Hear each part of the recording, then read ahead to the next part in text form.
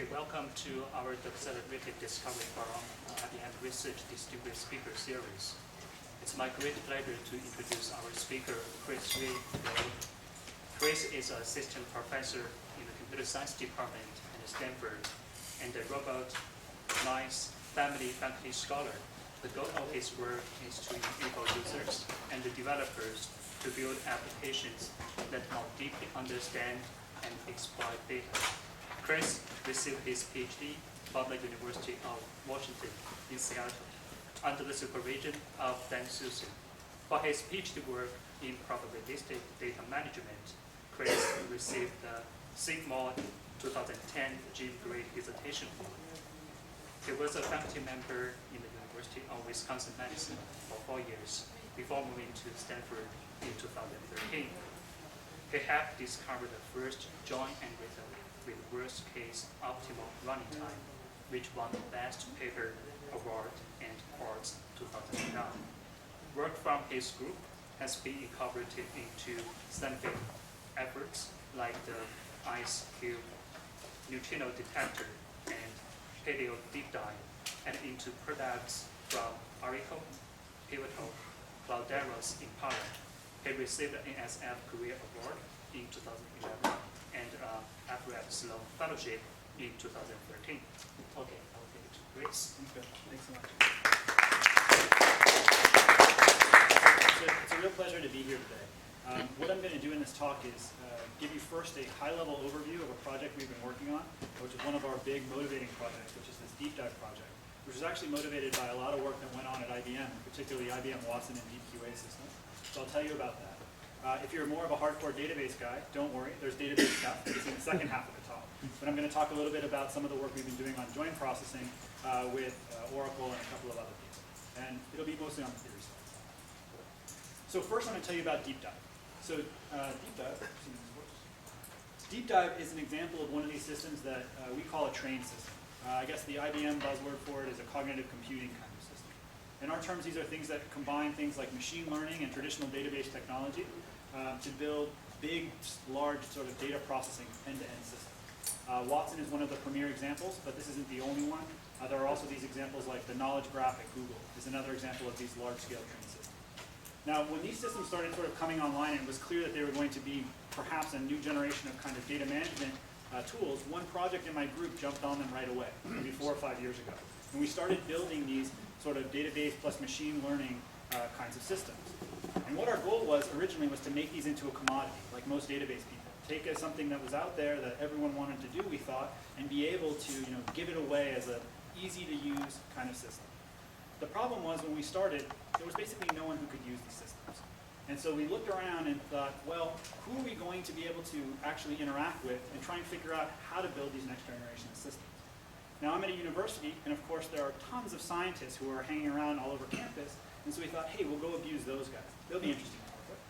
And so what we started to do in this project was go out, reach out, find scientists, and start to say, hey, could you actually make use of these next generation of systems, or are they just flaky, and we're going to write a couple of papers about them and call it at the end of the day? I think you said no one could use the systems. Why could no one use them? So when I say no one could use them, I'm being a little bit glib. What I meant is that they had been confined to sort of the higher echelon. Like even as I understand the way Watson is installed right now, or Deep QA, you have to send a huge amount of ProServe, a bunch of people have to come in and install the system end-to-end to you and build applications on top. Things like Google Knowledge Graph, they're buying huge numbers of PhDs in machine learning to effectively build these kinds of systems. And they weren't sort of ready to do anything besides very tailored tasks. Like the Knowledge Graph is basically just influencing Hadley. I'm not as aware of as much of what Watson is, for example, doing right now. I know that there have been a bunch of high-profile successes and a bunch of press releases around what it's doing. But from our systems and what we could build, it wasn't immediately clear why a scientist would want to use them.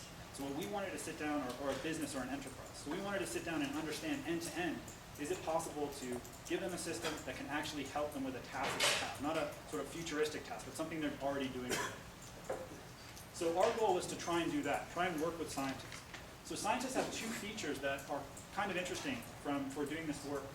The first is that they're incredibly fair people. So if you build something that actually works for them, they're going to use it. Okay? So that's great, they'll actually use it. This is not always true if you work with companies, but if you build something that has cool tech, that they're going to pick it up and run with it. The downside of working with scientists potentially is that they're very resource constrained. So if you've ever worked in any of the natural science labs, or even we've worked with the ice cube neutrino detector, even if they have large budgets, they still are going to be fairly brutal. So if you give them something that doesn't help them do their science, they're just not going to be that interested in it. So they're going to give us, that's going to actually be a positive for us, because they're going to be able to give us critical feedback about, is this system delivering value? And so what we're going to do is we're going to talk about our work. What I'm going to start with is our applications of this system to scientists. Now, just to give some technical ideas, underneath this whole system that I'm going to talk about for the next 20, 25 minutes is all database ideas. All the things that have to do with how we've actually built this system are classical database ideas that have been reimagined basically to build these kind of systems. We've also been doing a bunch of work in optimization and the rest. To make it really concrete, the biggest bottleneck in our system is not doing probabilistic or statistical inference, which is what the system will do. Our system takes about 6 hours to run over all the data. 10 minutes of that is probabilistic inference. The rest of that is traditional joins, workflow management, kind of process. You said 6 hours to run, to do what? To do what we're going to talk about to do what. I'm just trying to give a sense that the technical of the components to actually get the system to run, only 10 minutes fall into sort of the new and sexy class of machine learning. A lot of it falls into the good old database business. That's all I wanted to get. So let me tell you about what this system is and give you one example. So Deep Dive is this horizontal layer that's going to allow us to build several vertical applications on top. We'll talk about what the horizontal layer is later, but just to give you an idea of what this system is doing, I want to give you one end-to-end example to start.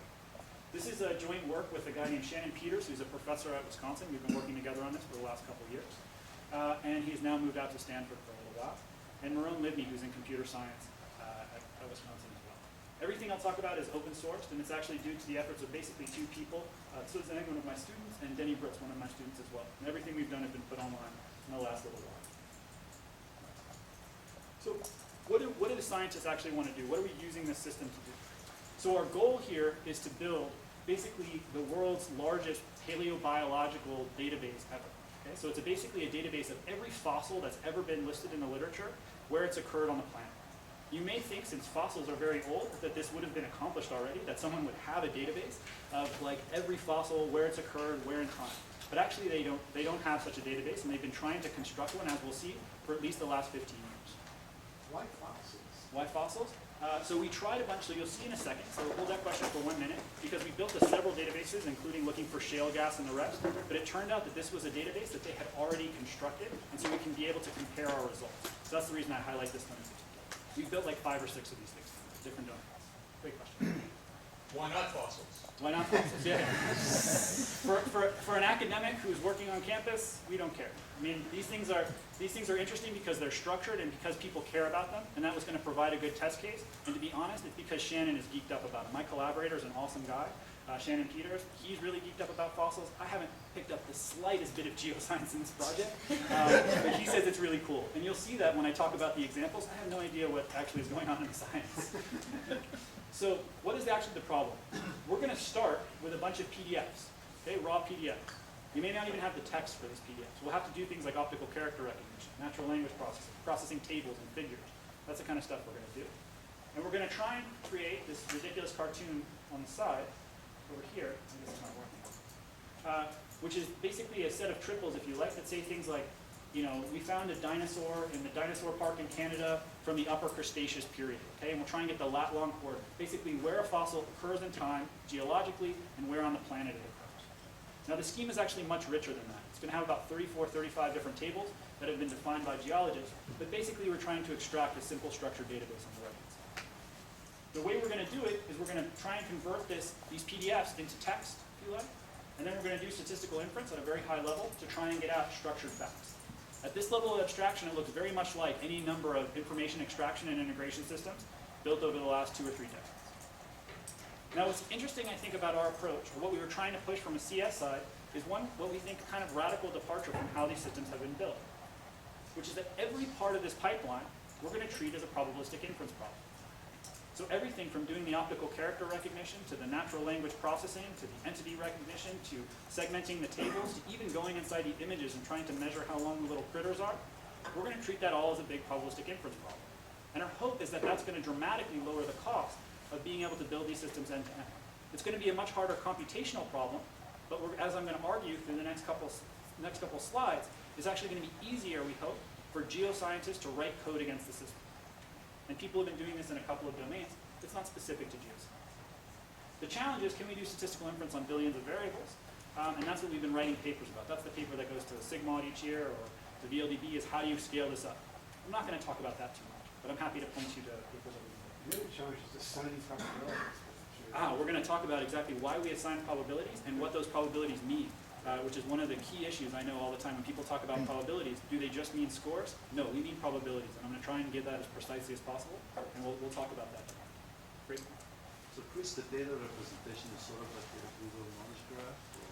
It's very similar to the knowledge graph. In fact, one of our first demos from a couple of years ago was actually replicating. So before knowledge graph was online, I always like to say this because I got an email from them. We put up this ridiculous YouTube video. My group likes to put up these dumb YouTube videos to entertain the students. And we had built a demo for DARPA that was reading the web and building, essentially extending Freebase, if you like. And then we got an email from Google guys that said, hey, there's this thing called knowledge graph. You may want to get out of this business. And we thought, oh God, well, we're not going to work on the web anymore. You have hundreds of engineers. Let's go and look at tailored domains that Google's never going to care about. And so was born Deep Dive. Okay. Anyway, but it's still on YouTube. You can see that we were watching. You never know, there may be an advertising opportunity in finding dinosaur bones that you just guys aren't. Yeah, so exactly. So I don't know that Dinosaur Bones can provide ad lift, but if they do, we'll be looking for that DeepMind acquisition or that WhatsApp acquisition, right? $19 billion. All right. So we're interested in science. To be very blunt about it, we just want to make sure that we can do something end-to-end that's interesting. Okay, so let me give you an example just to tell you why we picked this. Ron sort of guessed ahead and figured out there's something strange. Why would I go after fossils? I don't seem like a guy who cares about fossils too much. The reason we picked fossils is because this database existed and our collaborators were actually one of the people running it. This thing called PaleoDB. This was human created. It's been invested by NSF for the last 15 years or so. About 330 volunteers who are basically PIs, postdocs, people like that, have been entering extractions from those files into a structured database that they define themselves as a community. It's online, paleodb.org. During that time, they've actually annotated around 46,000 documents. Now, you may not realize this, but these kind of things are going on all over academia. Similar kinds of databases are created in medicine, or created in different kinds of bio, material science. There are people who have entire efforts around constructing these kinds of high-quality databases. For PaleoDB in particular, the reason we selected it is, in addition to being sort of a cool structured database, it's been a big change for their science. So actually, they credit 191 papers as being only possible if they have this database to ask these macroscopic questions. These are questions that you couldn't ask from the facts from one or two papers. You have to assemble a large database and basically ask big statistical aggregate queries on it. 21 of those papers went to places like Nature or Science. So these are like the highest, if you're a natural scientist and you get a Nature or Science paper, you're bragging to your friends and maybe looking to move to nicer weather. Anyway, so this is a big deal for them. So we thought, hey, this is a great test case. If we can replicate what they're obviously invested in doing, they're going to be really critical. If it doesn't measure up, they're going to yell at us. It's going to be great. So let's try and do this. So that student So I was telling you about built this thing called PaleoDB on top of our system to replicate exactly what their database had done. Okay? Now the idea is that since it's machine created, we'll be able to read a lot more documents. So we had hoped to read 3 orders of magnitude more documents. It turned out we could only read 10x more documents. And I was telling Ron about this before the talk. This is because publishers are criminals. So just to hide my feelings about this. So the reason we can only read 10x more documents isn't because there are only 10x more relevant documents, or we can only access 10x more documents, or we can only process 10x more documents. It's because legally we can't look at more than 10x more documents from the various publishers that are out there. At the moment. Yeah, what? At the moment. At the moment, yes. We may or may not have 10x more than 10x documents. There are other domains, by the way, like NIH-funded domains that have been open for a while. So like the Public Library of Science is also going to give us a bunch more documents, and we're going to be able to scale this up in various ways. But let's put that griping aside for 1 second on the fact that I have to pay lawyers to fight with these people and figure out why this is technically interesting. So even though we only have 10x more documents, we get 100-fold more extractions. Okay? And these are high-quality extractions. I'll talk about the quality of this. The reason we get an order of magnitude more extractions from basically only an order of magnitude more documents, 2 orders of magnitude more extractions, is because actually it turns out that people are pretty lazy when they go through these documents after we started studying. In retrospect, this is kind of obvious. If you're someone who's going through this document and you only care about snails or whatever fossil family you're interested in, you don't care about the mention of the whales in the next section. And so you'll do a very good job of extracting the snail portion and not such a good job extracting the whale portion. And if you look about it, you wonder about how long does that happen. It's about 10% of the data that's actually in these documents is extracted. So this is actually pretty nice, but kind of expected. The other part of the question, the other side of the recall question, is the precision question. So when we did this, we did some measurements. These will hopefully be appearing in a paper relatively soon. I'm going to give you sort of a very high-level overview of this. We wanted to measure pass. Anyway, so we'll give a preliminary measurement here of basically how precise the answers are. That is, if we produce a fact, how likely is that fact to be correct? And this is what we're going to use all those probabilities and things for. So the first question is, So are you using the information in that human curated database itself as a criterion to evaluate whether you got it right or not? actually we're going to do a much more elaborate study after what I'm going to tell you next. So what we're going to do actually is go to geoscience experts based on a realization we had as we went through this. So originally we were just going to use the database's ground truth, but then we realized that we should actually assess the quality of the database itself, Okay. given that the humans weren't doing a very good job. And so we actually got a panel of experts to look at their extractions, which I'll show you. Maybe you just answered my question. Are all extractions interesting? So let me come back to the interestingness question before I talk about the accuracy question, because interestingness is a very interesting question. As it turns out. So let me just tell you this one thing about precision. So the first thing we did is try and assess the database. Okay? So we actually took the extractions and we got buy-in from the people who are in the PaleoDB organization to be the experts. You know, you're the snail expert. Go look at all the inferences about snails. And they actually went through a bunch of these. The precise protocols will be published relatively soon. But basically what we did is we looked at things that were easy to extract and things that were difficult to extract. Things that were easy to extract, actually the volunteers were about 80% accurate. So we looked at this, we thought 80% accuracy, what's really going on here? Is it spelling errors? Are they stupid errors? It turns out that very often people make very insidious inferences. So someone will look at the text will say, we found a snail in whatever region in some geological time. And they'll think, oh, that's incorrect. We now know that that time should be this other time. And they'll replace that, do that substitution manually, a fair fraction of the time. Now, as a computer scientist, this seems like an abhorrent crime, because that's not what's in the text. Just put the right answer into the database and let us worry about whether it's true or false in a more macro sense later. But that's actually what's going on in that number. And actually, postdocs and PIs make these errors all the time, and actually the inter-annotator agreement is only in the 90s. So it's not even clear all the time who's right in some of these debates. So we looked at this, and this was actually quite shocking to them. These are numbers, by the way, that they felt comfortable to present at their main conference on paleontology just a couple weeks ago in Florida. So we looked at this, we thought, okay, if we can get in the 70s, 60s, whatever it is, we're reading a lot more documents, maybe that'll provide a useful source. And this to me is one of the things that made me jump up and down, get extremely excited, and why this project has been delayed by 6 months, is to validate basically this number. So this number is actually higher now. So this is a precision of Paleo deep dive on essentially exactly the same task, shown to humans, doing all of the extractions. Our accuracy is in the 90s, very close to inter-annotator agreement that I just told you. Now, what's more miraculous to me than the fact that we're actually extracting this better than human volunteers is that our errors are systematic. And better than that is that the paleontologists get it. So they get this problem that I was just telling you, that there are insidious errors that certain people make when they actually create the database that are almost impossible to find. To go in and data debug and figure out that this postdoc had a week where he thought the Cretaceous period was the Jurassic or whatever, I don't even know if that makes sense. But whatever it was, he was making that error, and we have to go and figure out and diagnose the data. Here, because there's basically a small collection of rules and a small collection of training data, these are systematic errors. And that was one of the things that they responded to really surprisingly well. And we've been drilling on this number and evaluating it with a bunch of experts over the last, God knows how long. It's really been a little bit over 6 months of just evaluation to try and figure out and slice and dice this number. And I'm happy to share them with you offline.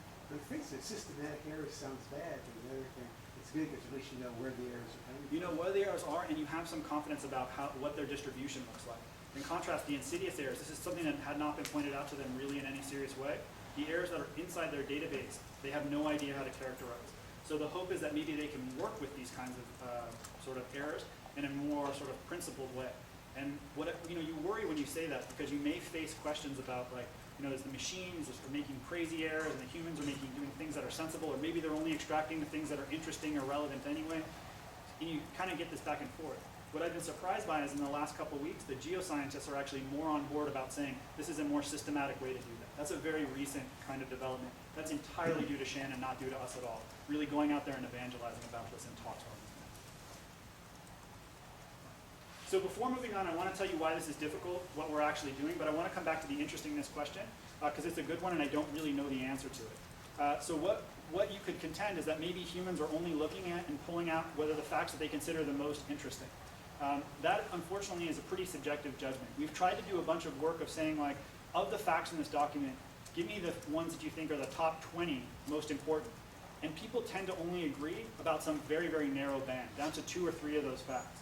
And by their area, they may actually change that ranking quite a bit. So we haven't found a stable model of what's interesting in a document, and that's something that we're actually working on, because if you want to build a service on top that recommends like which documents to look at, you'd like to know what's interesting to people. We just haven't figured that out. Doesn't the abstract give you hints about what they think is the most important things in the document? Yeah, it gives you hints about what the authors think are the most important, but that's oftentimes not why the paper is cited. Very often in these domains, they'll actually be cited for the tables, as we'll see in a second, that are inside, which is something that was foreign to me. You know, in our papers, all your results are crammed into the abstract. In their things, they're trying to basically repurpose old finds to support new theories. And so the data itself is actually more interesting, which may be a quirk of paleo. It seems to also happen a little bit in the medical domain. But we're very early stages in medical. We don't really know what's going on. It's a very narrow part of medical, drug and gene interactions. All right. So putting those questions, very good questions. We don't have answers for them yet. We're working on it. But I want to show you technically why this is difficult and why we chose this bizarre approach of treating everything as a probabilistic inference problem. So I don't expect you to read the paper, don't worry. I wouldn't know what it says anyway. So this is a paper that we would like to extract something from. This is an actual journal article. And what we want to do is extract facts. Now it turns out, as we'll see in a second, actually most of the facts are contained in this table just by sheer number of extractions that we're interested in. Some are contained in the body and some are contained in the table. This table actually contains something that's interesting to the paleobiologists. In particular, it contains the fact that in this region called Obora, there is this thing over here which is apparently some kind of cockroach, Mora, Val, whatever it is, and those things are related, okay? On the left-hand side of the table, if you look, there's actually information about what time period it is, but I'm going to ignore it. Now, to understand that this is an extraction, think about what you would have to do to actually write code to do this. You'd have to be able to know that there's actually some relationship here expressed between different elements of the table. You'd have to be able to actually do some spatial reasoning to figure out that Obora is lining up with the cockroach. And you have to actually do the OCR. And it turns out that the OCR for different font faces, especially inside boxes, is not always perfect. So we do, in fact, solve all of those problems, or attack all of them. We don't actually solve them. But we do have to deal with all of them. But in addition to that, I'm going to put that to one side. I'll tell you the other problems with figuring out that Obora refers to this, Obora and this cockroach appear in this relation. It turns out that in our data set, probably not surprisingly, there are 41 different places called Obora. And we don't know which one this extraction is actually talking about. So we're sort of stuck with the information that's just in the table. We're not able to do really anything beyond just say Obora in some kind of vague sense. But it turns out, and this example will seem very cherry-picked. It seemed very cherry-picked to me when I first saw it. It was pointed out to me by a student. If we read the body of the article, okay, this is not the caption, this is actually the body of the article, we get amazingly lucky. The Obora site and its GPS coordinates, its lat longs, that's about as good as it gets. So we can now, by linking the body with the table, be able to get the lat longs for this particular extraction.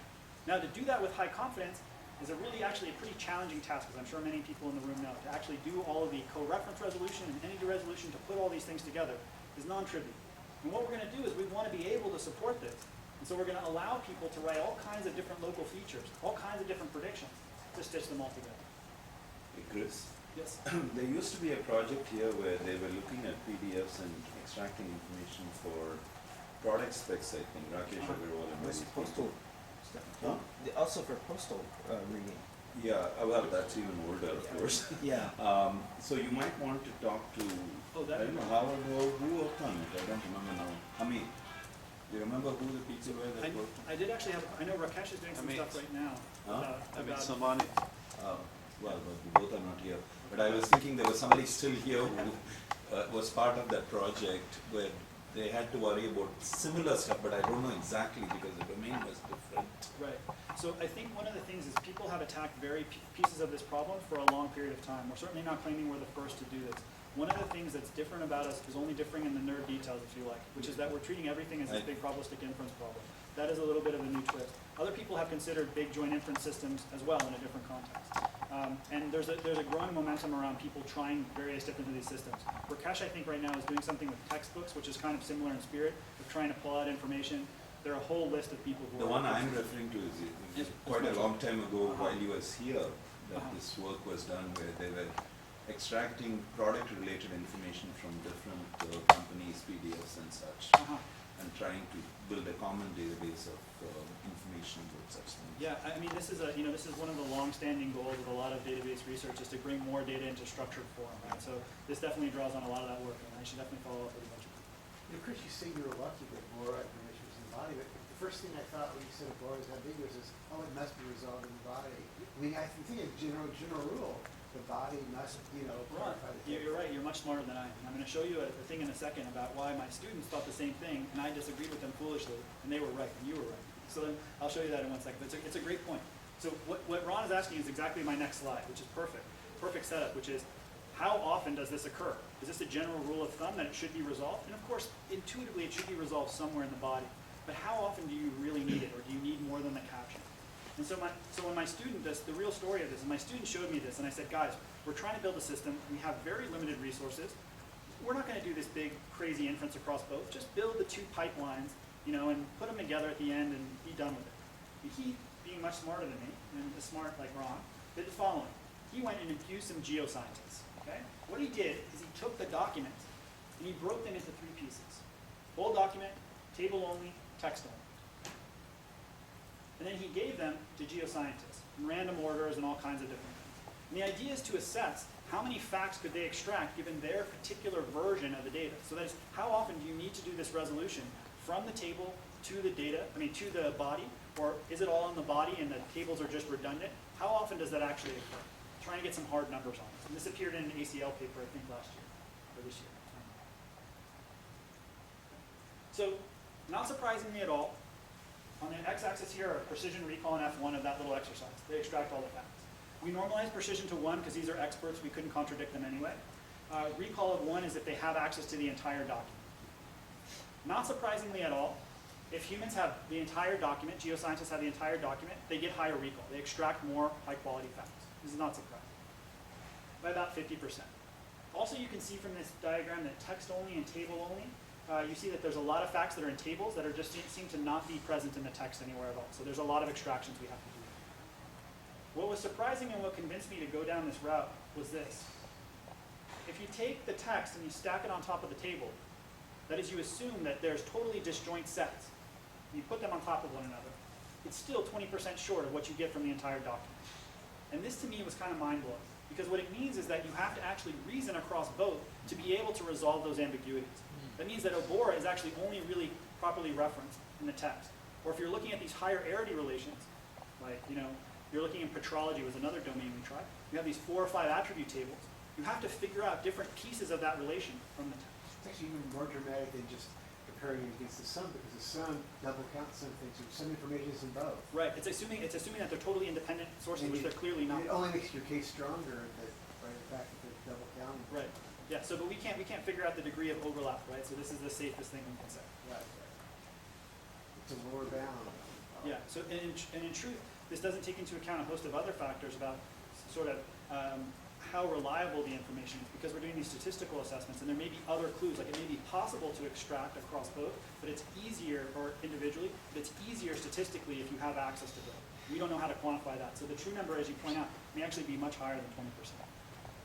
This was kind of surprising to me, because a lot of people had built these, just as a side note, there's some people here who built sort of cool, big joint information extraction systems, and very often when you do that kind of work, you have a sort of depressing realization. You flip the switch, we had this realization in like 2009, 2010. You flip the switch on your big fancy probabilistic model, and it coughs out 1 to 2% improvements. And you think, well, God, why did I build all this fanciness? And then someone who adds a couple more rules is beating the pants off my system. And this gets to be kind of depressing. But what's interesting to me about this is when you start to read across sort of different domains and modalities, you see these big jumps. And we've been seeing them in a couple of other things in image processing, which are sort of not ready for prime time. But I'll hint that basically this seems to be maybe more general than just the specifics. So you're also assuming it's only text and tables and not a figure like a map of an area where they showed this particular Obora or whatever. Right, that's a great point. There's a whole other set of visual reasoning which we're also working on, where you have, it turns out that in this domain we excluded for this study other kinds of figures that are really sort of visually representing information, and it's only present there. So they give this one very cool diagram where they kind of give a cross-section of the Earth and sort of explain where the fossils are. Or they give pictures of fossils and they point to different features of it and say, look, it has gills or whatever. I don't think it has gills, but whatever it is, I don't know anything. So they put things like that on the images. And so we're trying to extract that actually right now, but we haven't done any assessment there of how valuable it is. Okay, so what's the system underneath this whole thing?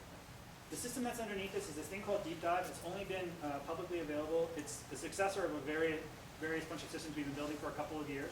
This is its latest incarnation, which is on the web now. And the sort of one-line summary of what it's doing is that all we want people to do is think about features and not think about algorithms. So one of the big ideas here is that they should write, as a lot of people have advocated, in these nice declarative languages about how to build these models. They should tell us what features are important to them to make these decisions, but they should never tell us like what inference algorithm to run, or do an SVD here, or run a logistic regressor there. That should be left to the system. And as a sort of a research academic project, that's what we wanted to push, to see how far can we go with that, and how much can we enable people to actually use the system as a result. So this is purely for academic reasons that we pursue this. If you wanted to sort of build this for real, maybe you would do it differently. Like the optimizer, your queries and everything with the optimizer, it decides on itself. Exactly. So what we're looking for, if you really look at a more fundamental level, is we want to know where's that cut point to build these systems. Right now, my personal biased belief is that people bias too much sort of the information that the sort of domain scientist knows with the underlying algorithms that are operating. People have noticed this in various degrees, but you're exactly right. Just like a database would separate the storage manager from the storage layout from how the queries are written, we want to find the same thing here for models. I think some people are calling this model independence now, as sort of an analogy to physical and logical independence, and we're trying to figure out if that's a split. But if that split's going to work, we got to be able to build systems on top. And so that's really what the proof of concept is all about. That's what we're driving. Okay. So to us, you can see this is online. We're not BSing. Everything is up there. It's all public. People are using it. So the user tells us all kinds of things, like dictionaries of place names. We're going to use that through a technique called distance supervision. It's not important if you don't know what that is. We have things about how, like calls out to what are called gazetteers to resolve lat longs for various places on the earth. We have words that indicate relationships. We provide tools that allow them to learn which linguistic phrases actually indicate different kinds of relationships, which visual phrases indicate relationships. Visual phrases are a stupid word for those, like that table extraction you just saw. So how does the user actually do all this stuff? That's what they're doing. So their job is not to ever tell us, run Gibbs or Metropolis Hastings with the following parameters. We're going to do all that for them. They just have to tell us this kind of information. And the way they do it is, not surprisingly, as a database person, they use SQL. A lot of people who know SQL and some little combination of scripting language. And this is built on, by the way, a long line of people doing work in AI on things like Markov logic and the rest, which is one of the ones from Washington that sort of inspired our work. There are many of these other variants. But they're basically SQL with a couple of weights. So here's actual real code that runs in the system. This is sort of a simple example that people always use for these. So what we're writing here is a SQL query that says, select all the people. Okay? And what we want to do is write some kind of inference rule that says, if a person smoked, it influences whether or not they have cancer. It doesn't tell if it's a positive or negative. It just says smoking and cancer may or may not be related. They're correlated in some way. And that's this imply function that's down here. Basically that they're correlated in some way. They also tell us what factors are likely in their decision. So they'll say things like a person's gender may actually influence whether or not smoking causes cancer. They'll tell us that, and we'll learn a rule based on it. Basically, the likelihood that this rule is true is influenced by gender. They write a bunch of these rules, these factor rules, combining SQL and a little bit of scripting language. The scripting language is basically to do data mining. There's no reference to algorithms absolutely anywhere. It's just features. They just write features. And Deep Dive does all those. Okay? And I wouldn't have believed this would work a couple of years ago. We actually had hacks and twists and turns. And it took us a while to get to this, that it was possible that they could just write features, and we would do everything else underneath the covers. And that's what we've been doing. Now, the question is, how the heck do they debug it? So one thing we learned very quickly is, if you just give features to people, and then something goes wrong, that is, that it's not getting the answers they expect, they have no way to diagnose it. And actually, algorithms are a powerful tool to understand the process that's going on underneath and figure out where it's going wrong. And so one of the central challenges, and something Ron hinted at earlier, is we got to figure out how to debug this. And our technique to debug these systems is going to be able to use probabilities and probability theory in a somewhat rigorous way to figure out how to debug them. I'm going to show you that next. So when you give an output, you can't ask to explain how you arrived at that conclusion? We do, but those are sort of opaque to a lot of the scientists because what they basically come back is like proof trees or a list of SQL queries that generated this. It says like extractor 5 that you wrote did this with that and the other thing. And it doesn't provide a quick way to diagnose what's going wrong. Also, they get back a sea of facts from us, all with probabilities, and it's difficult to know even which facts should they look at that are wrong. Because when it's like debugging an aggregate, right? They write a sum of, tell me all the species that died off over the last, whatever period. There are lots of factors that go into that. How do they even start to diagnose it? And if we didn't give them something, they would have just walked away. So this was something like we got it running, we got good numbers, and then we realized like, well, that's not quite enough to keep them happy. So we developed these things, calibration plots. A lot of people use calibration plots in different ways. You may have seen variants of this before. Basically, everything that's produced by Deep Dive gets one of these plots that I'm going to show you, and a whole host of other descriptive statistics with the idea that it's giving you as much explanation as we can about the result. And this is where we use probabilities critically. Okay, so why do I say they're meaningful probabilities, not just scores? It's because we can create a plot that looks like this. On the x-axis, we're going to create the output probability that our system predicts for a particular fact. We're basically going to bin these, if you like, into small bins of like 0.05 probability. We'll take all the facts that our system produces for one relation or multiple relations and put them in those bins. So those would be bins of facts. And then what we'll do is we'll use some held out data to try and figure out what our accuracy is in each one of those bins, and that's what's on the y-axis. Now ideally we would be on this x equals y line. Okay? That tells us that if we say something is 60% correct, or a probability 0.6, 60% of the facts in that bin should be correct. We had enough data, blah, blah, blah, blah. This is an actual calibration.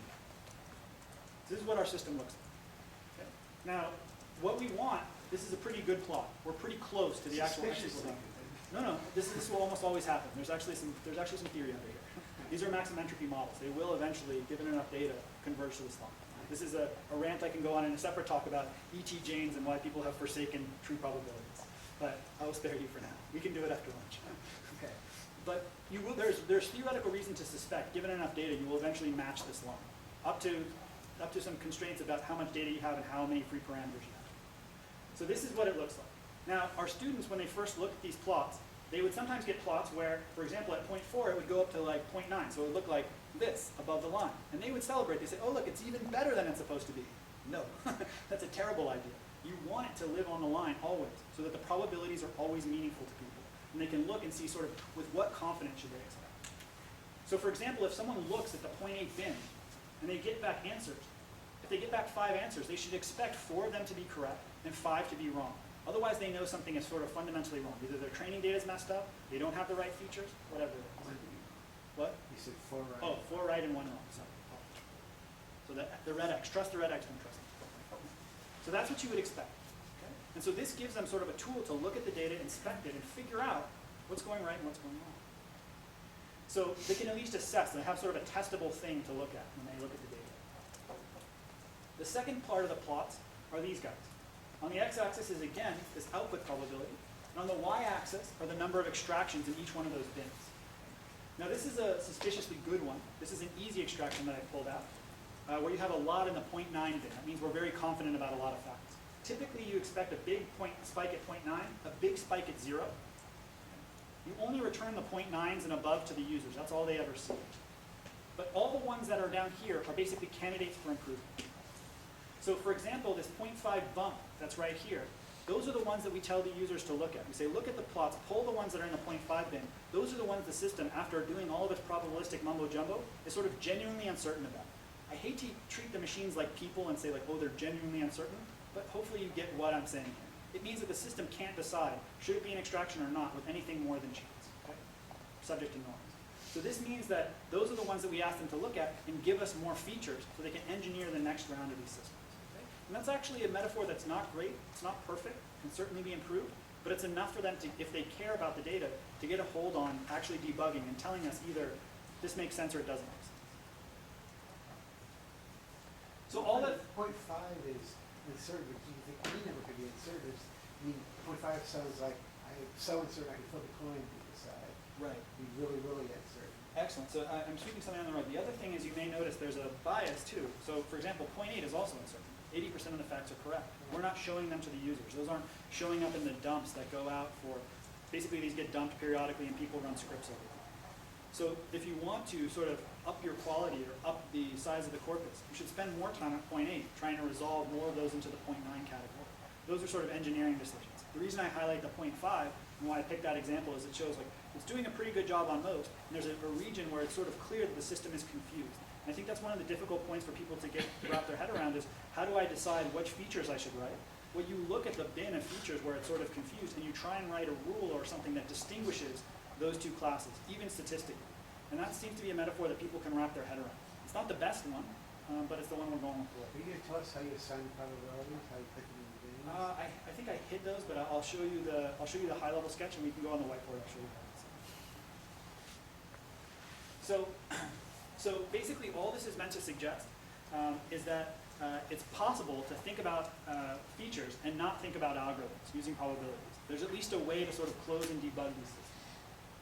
Now let me give a little bit of detail. I won't give a sufficient level of detail to make everybody happy, but this is what we're going to see for now. So the underlying system, we don't actually use this, but Markov logic, if you're not familiar with it, there have been a bunch of projects built on it. It started at the University of Washington maybe a decade ago. Basically what it is a language that looks like SQL if you squint, plus some weights. Okay? The weights here, for example, the first says, if we see the sentence A is married to B, then it's very likely that the relation holds A is married to B.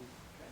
It has a positive weight, which means it's likely. That's, if you're a real cognoscente, those weights are the log odds, basically. So, to give you a short answer on how we assign the probabilities, this is just standard, probabilistic graphical models. That's what we're going to do with these. Exponential functions. Function point. The second one says, if A is married to B and A is friends with C, then B is friends with C. But it has a negative weight. So don't interpret anything about my wife's friends from that, but just know that we can have negative weights. Things can be unlikely. You're just giving me some kind of statistical evidence that, in fact, two people are not friends based on some other information. You can also have infinite weights. These are hard constraints in the traditional sort of functional key kinds of constraints. Given these rules, we want to predict something like who's married to whom. What we also get is a bunch of evidence. And what we're going to use this evidence to do is basically take those rules and build a probability model that assigns, given the evidence, what are all the different possible worlds that could have filled out married and all the rest of the data that we see here. And tries basically jointly to give the most likely estimate to the weights and then uses that to inform the probability distribution. So step 1 is given the data, what are the most likely value of the weights? Then given the weights, how do we actually infer the probability for everything? I'm going to go over this relatively quickly, but I assure you this is basically standard stuff from probabilistic graphical models and machine learning courses.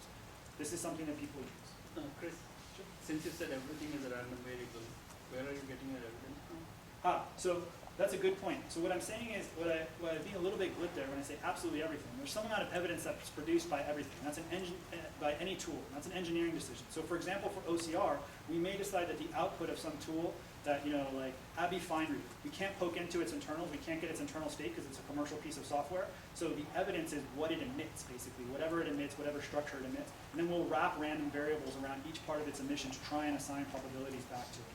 But that's a totally engineering decision. For NLP tools, we'll actually write those all the way, and the evidence, if you like, is the raw text that's on the page that comes out of the OCR, or the raw HTML, or the databases that we're given. So those are all, each one of those will essentially be associated with a random variable, and then all the rest of the graphical model.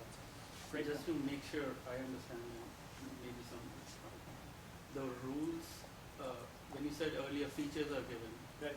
the structure of the rules are given, not the weights. Right. The That's structure. what you train for.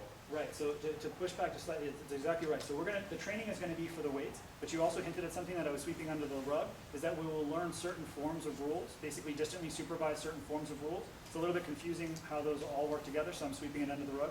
And you can think about exactly in your terms. We do weight learning plus a very limited form of rule learning. The next version of the system will have there are smart Stanford students hammering it on it as we speak. I have every confidence they will do something smarter than I could come up with. Great point. So Chris, are these temporal as well, because this relationship change over time? Yeah, that's a great point. Actually, Gerhard Weichmann has a bunch of very cool work in a similar space, trying to figure out how to model time in these big, large knowledge bases to do extraction. And yes, all of them natively have some time component. We sort of hack it. Even from our early demos for DARPA, people die. There's something that happens, and sometimes we are the one responsible for the dying. Anyway, so that happens at some points in time, and then we want to infer that they're no longer head of an organization after they've died. So there's naturally temporal and causal kinds of structures in here. We haven't modeled it as a first-class citizen, primarily because we haven't had to. For example, in the Geo data set, they do a lot of reasoning about the hierarchies of time, but we just treat it like any other relation. There's probably something smarter you could do.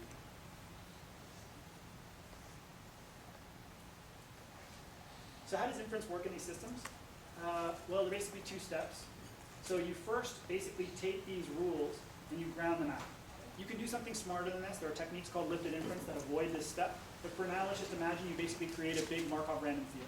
There's a set translation from going from those rules, given all the evidence, to a big, large graphical model.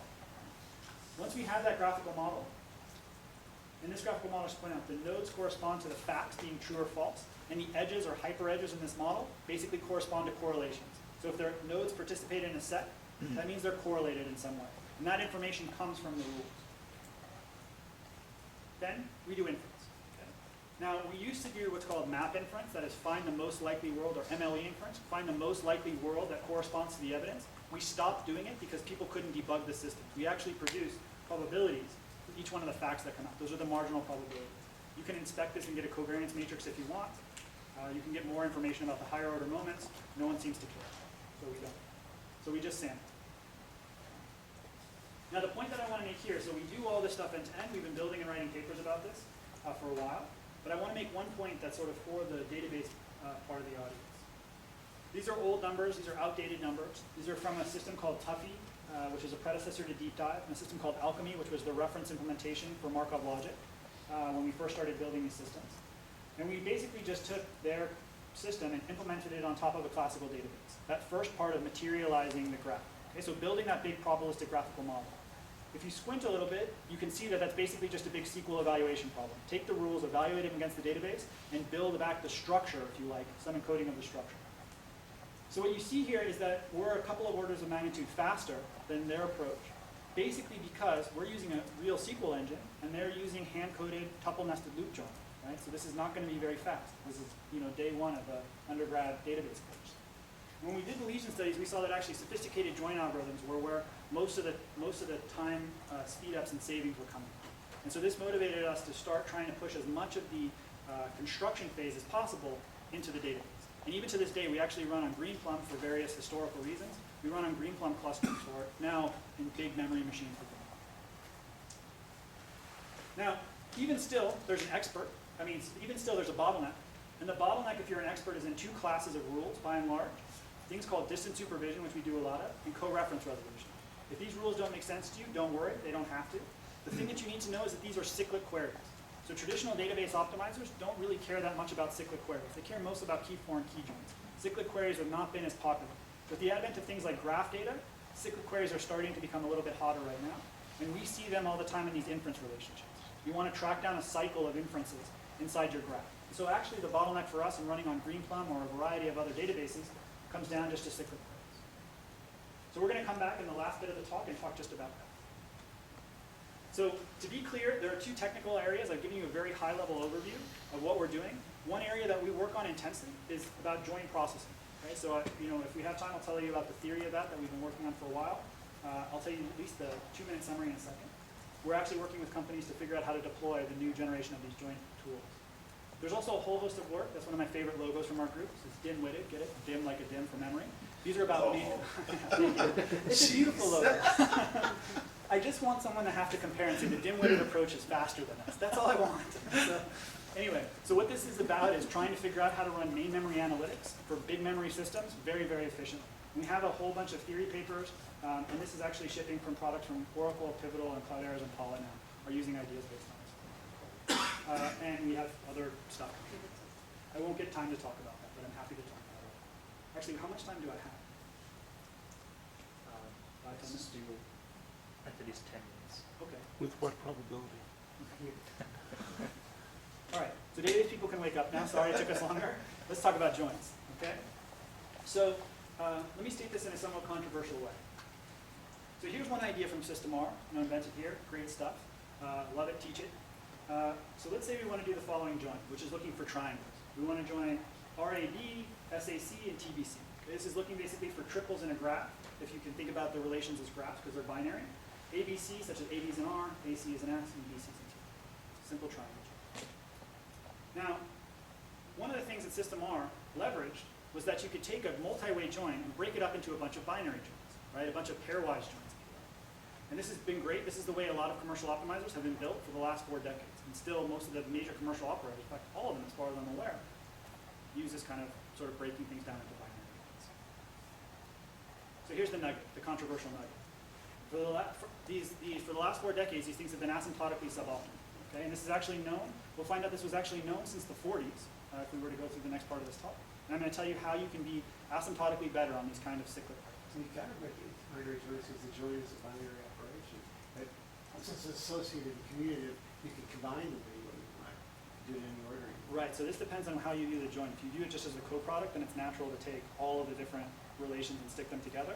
And so it is also very natural, because it's associated and commutative, to break it down into binary chunks. What I'm going to argue is that any plan that looks at the join in a pairwise way is destined to be asymptotically suboptimal, and that will be in the next 2 slides. So just to give you background, the result I'm going to tell you here is due to Noga Alon from 1997. You could find, I think, a paper on writings of his from 1991 that talks about what I'm going to tell you. Everything in this area seems to go back to Noga Alon in some weird way. We only discovered after a year of working on the problem, and then 1 email. He says, yeah, I solved that already. Anyway, and also we traced back what I'm going to tell you to the 40s from geometers named Loomis and Whitney, who are very famous in the math nerd side of the world. Anyway, so we want to do this join. Here's the thought process that leads to this. So if R, S, and T each contain n tuples, okay? So that's, you think of a graph, there are n edges in the graph. How big can the output of Q be? That is, how many triangles can I find in the graph? Now a little bit of thought says, well, maybe there's only n edges, so there are only n values for A, B, and C, order n, so maybe n cubed. Then a little bit more thought says, well, if I look at any pair of edges, well, they're just going to, if I join like R and S together, then I'm just using T to filter, basically. It covers the attributes, so it's only n squared. But actually, the correct asymptotic is n to the 3 halves. We're going to be able to prove this over the next couple slides. So can we compute this output in n to the 3 halves? We'll prove this statement and show an algorithm to do it in the next slide. But first, let's see that statement I was saying to Ron, that any pairwise join plans are suboptimal. Okay? So here, R, S, and T are all equal to size n. I'm going to show you a stylized example. They all have size n.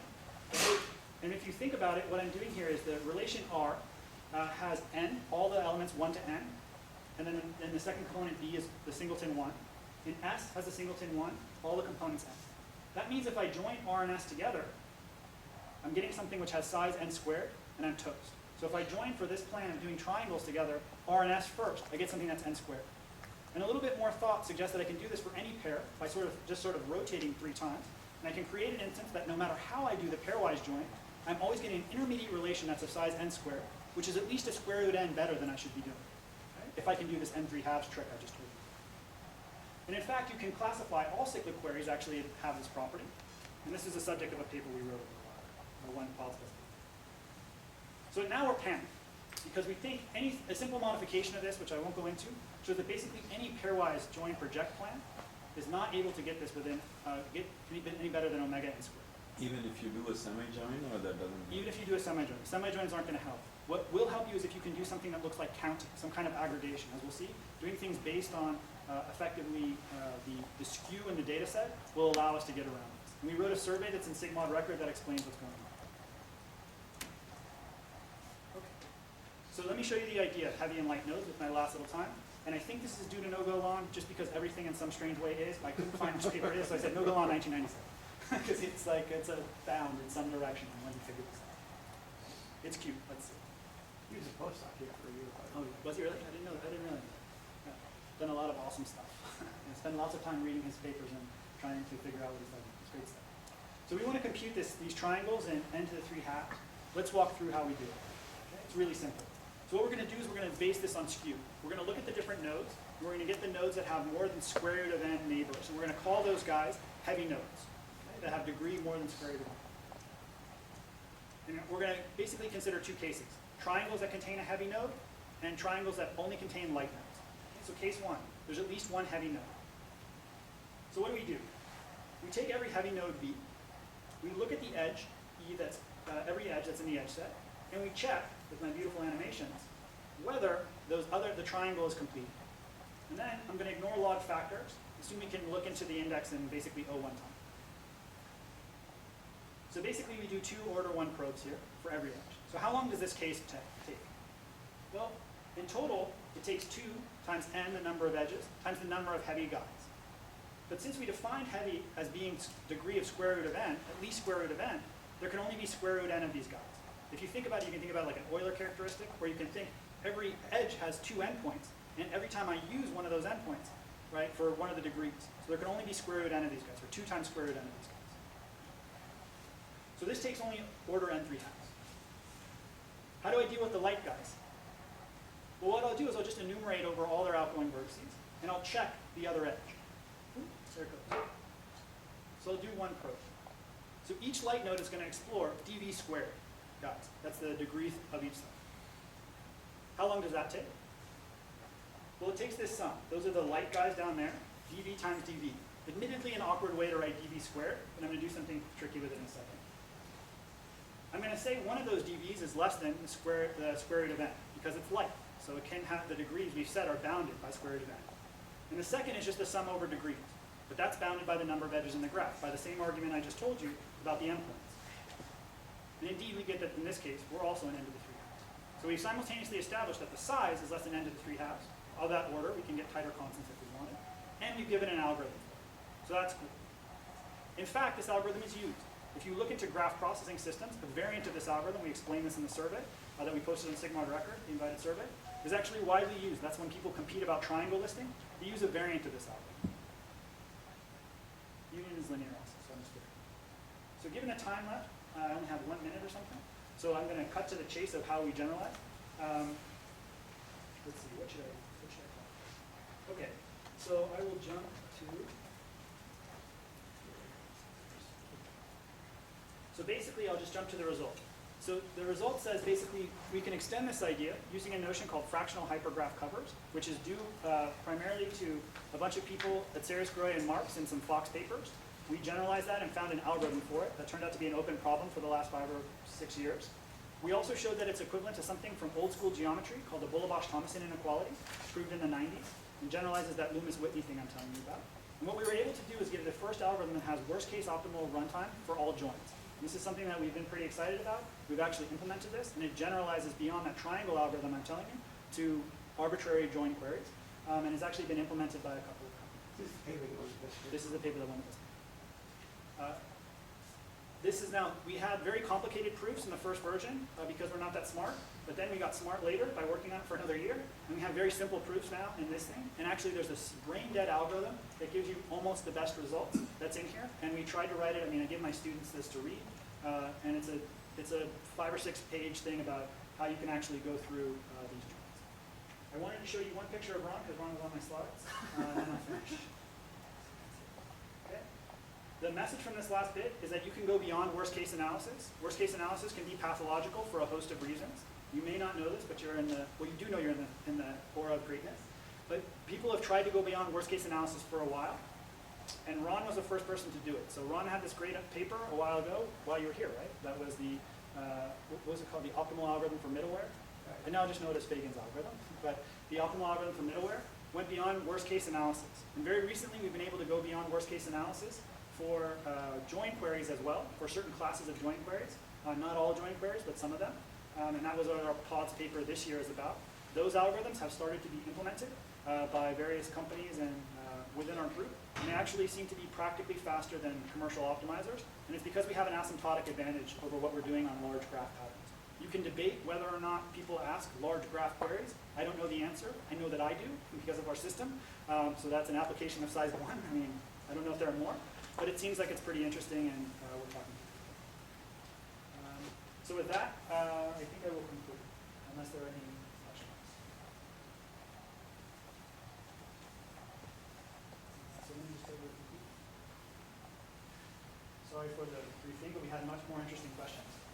So what I wanted to conclude just by saying is that the systems that you're using machine learning and knowledge from text may change the world. Underneath all of them, I argue, is databases. Okay? I didn't get a chance to tell you the second part of the talk, which I was really excited to tell you, which is that all of the problems we're solving in these systems are systems problems. Everything we do in mathematical programming and optimization, we write papers over there for strange reasons, is all just applying database ideas to being able to scale up these systems.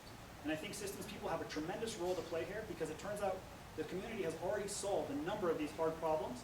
They know how to deal with optimization. They know how to deal with performance. They know these things in their core, and just exporting that knowledge to the rest of the world, to these class of systems that may or may not be important, I think they're going to be important, is really exciting. Everything we do is online, or will be online soon. We'll be chasing a student to put it online, and we're happy to share whatever we have. With that, I'm out of time. Thank you so much for the time and great questions.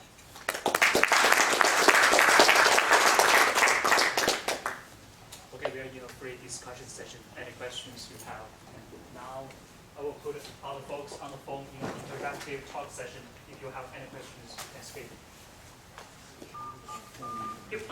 All participants are now in interactive talk mode.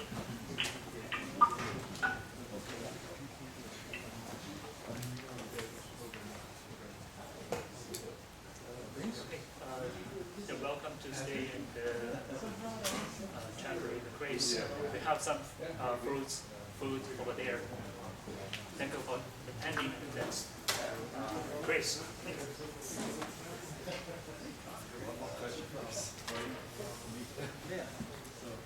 Thank you guys. This closing the line. Thanks for coming. Don't know. So I know that. We can go and optimize the stuff.